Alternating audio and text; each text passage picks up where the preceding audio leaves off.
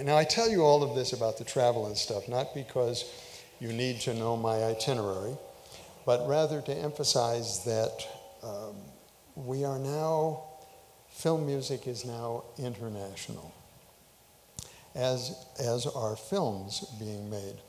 And the greatest example of the international aspect of films and film music is a movie called Brokeback Mountain that you may recall. It's a story about two American cowboys starring an Australian actor, directed by a Taiwanese director, scored by an Argentinian, and it was all shot in Canada. So this is the state that we are in now. The Hollywood community didn't see this internationalization coming. I'm not sure why, but there seemed to be this mistaken belief that all of the talent that was needed to make films was either in or wanted to be in Hollywood. And I disagree with that entirely. I think that probably the reason that things stayed in Hollywood for so long was technology. When Hollywood films were in their heyday, technology was exclusively 35 millimeter film. Virtually everything, the dialogue, sound effects, music, was on 35 millimeter film.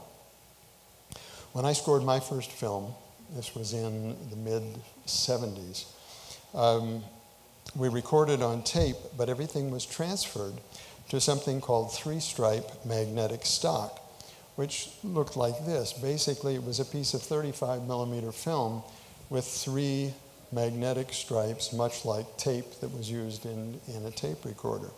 Left, center, and right channels. Now at the dub, or the final mix, there was a special room that held 20 or 30 what we call dummy machines.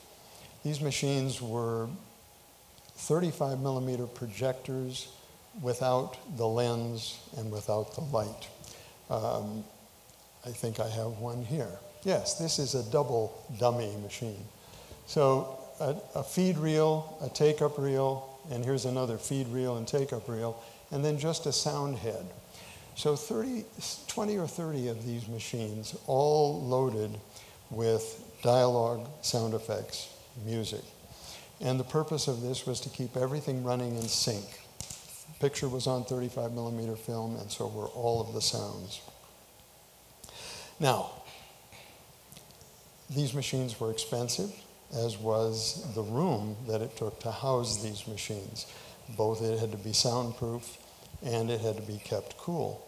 And in order to justify that kind of expense, wherever these rooms were, needed to do a lot of film work in order to justify that expense. And the only country that was doing that much film work was the US, and Hollywood was the center of that world. So the lion's share of the business was in Hollywood. With today's technology, recording, editing, dubbing, and shooting the film can all be done anywhere in the world with absolutely no change in quality, except for the skills of the people who are operating that technology. Skills and technology are two different things, both necessary, even though the balance may change from time to time.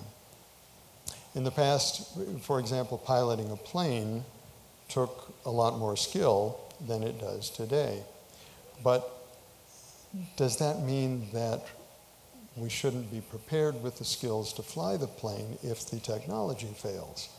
Being either 30,000 feet in the air or on a landing approach when technology fails can be pretty disastrous. Now, no one's going to die when the composer's sequencing program crashes.